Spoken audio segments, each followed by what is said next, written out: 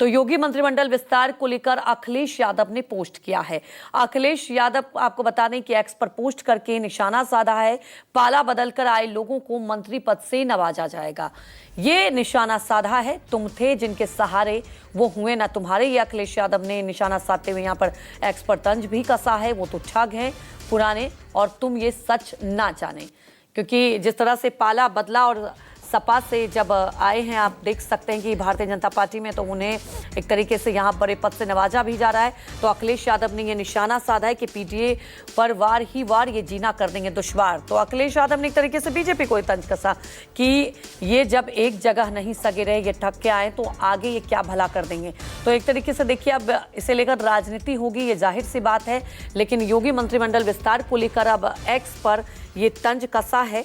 योगी आदित्यनाथ को लेकर भी तंज कसा है अखिलेश यादव ने। तो आपको बता दें कि पश्चिम से लेकर पूर्वांचल तक ओबीसी, दलित, ब्राह्मण वोट बैंक को साधने की रणनीति ये पूरी की जा रही है। हमारे सहयोगी मानस श्रीवास्तव सीधे हमारे साथ लाइव जुड़ चुके हैं। मानस, बस कुछ ही देर में अब विस्तार होगा और शपथ ग्रहण होगा। पहले तो आप संभावित नाम के बारे में हमारे दर्शकों को बता दें। और ये जो संभावित नाम है, ये तो देखा जा रहा है कि पूरा का पूरा एक समीकरण बनाया जा रहा है आने वाले चुनाव को लेकर।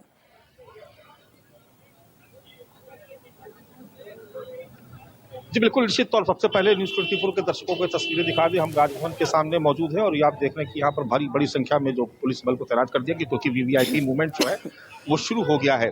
3:30 बजे शपथ ग्रहण समारोह होना है और ये राजभवन इसके लिए तैयार है। आपको सिक्योरिटी नजर आ रही है, कौन से गेस्ट आने हैं।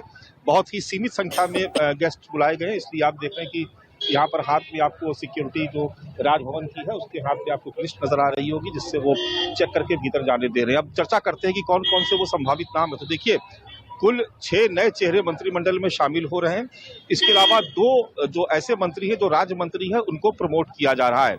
इसमें सबसे जो प्रमुख नाम है वो है मनोज पांडे का। मनोज पांडे जो भारतीय जनता पार्टी से ही किसी जमाने में समाजवादी पार्टी के पाले में गए थे और उस वक्त गए थे जब उत्तर प्रदेश की सियासत में ब्राह्मणों की बहुत ज्यादा चर्चा हो रही थी। और वो दौर था जब मायावती ने सबसे ज्यादा ब्राह्मण उम्मीदवार उतारे थे और पूर्ण बहुमत की सरकार 2007 में उन्होंने 3 दशक के बाद बनाई थी, जब ब्राह्मणों और दलित के गठजोड़ के सहारे उन्होंने उत्तर प्रदेश में 2007 तक की सरकार बनाई। और उसके बाद न केवल मंत्रिमंडल में बल्कि संगठन में भी ब्राह्मणों को बहुत ही बड़ी संख्या में उनको भागीदारी दी। और उस वक्त आपको याद होगा कि सतीश चंद्र मिश्रा जो संगठन के मुख्य कर्ता धर्ता थे, वो नंबर 2 पर थे। और उसके अलावा जो तमाम ब्राह्मण चेहरे थे, चाहे वो नकुल दुबे हो, चाहे वो अंटू मिश्रा हो, तमाम सारे चेहरों को उन्होंने मंत्रिमंडल में शामिल किया था। ठीक उसी वक्त मनोज पांडे समाजवादी पार्टी के साथ, और समाजवादी पार्टी ने भी उनको बहुत प्रमोट किया। उनको न केवल कैबिनेट मंत्री बनाया अखिलेश यादव की सरकार में 2012 में, जबकि और उसके बाद जब वो विपक्ष में जब वो समाजवादी पार्टी बैठी तो मनोज पांडे को मुख्य सचेतक के तौर पर उन्होंने नियुक्त किया विधानसभा में। लेकिन एक दौर ऐसा भी आया जब भारतीय जनता पार्टी की लहर चल रही थी और ठीक उसी वक्त 2024 में से ठीक पहले वो साथ छोड़ करके भारतीय जनता पार्टी के साथ चले गए। और उस वक्त क्रॉस वोटिंग की थी कुछ विधायकों ने राज्यसभा का जो 8वां उम्मीदवार था उसको जिताने के लिए। तो वहीं से ये मामला शुरू हुआ, ये विवाद शुरू हुआ और अखिलेश यादव हमलावर हो गए मनोज पांडे के ऊपर।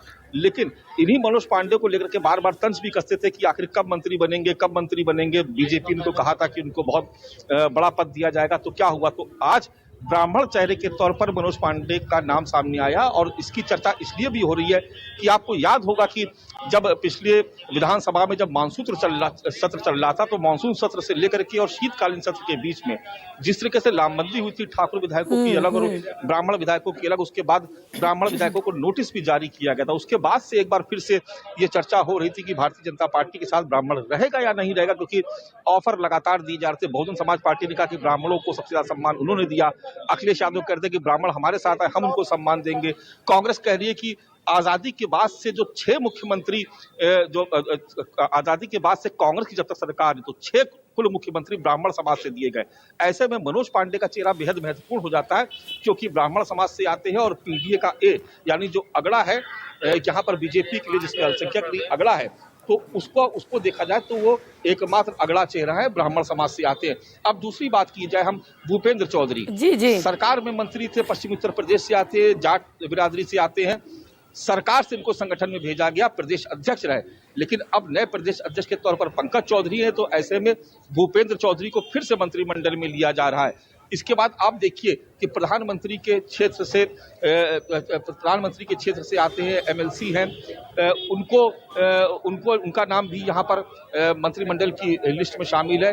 और उनके बारे में बता दें कि वो बिल्कुल मानस, और जिस तरह से ये कहा जा सकता है कि वाकई देखिए ये जो पूरा का पूरा समीकरण बनाया गया है, हर तबके हर जाति समीकरण को यहाँ पर ध्यान में रखा गया। आगे भी आपसे अपडेट लेंगे। फिलहाल हमारे साथ जुड़ने के लिए आपका बहुत बहुत शुक्रिया।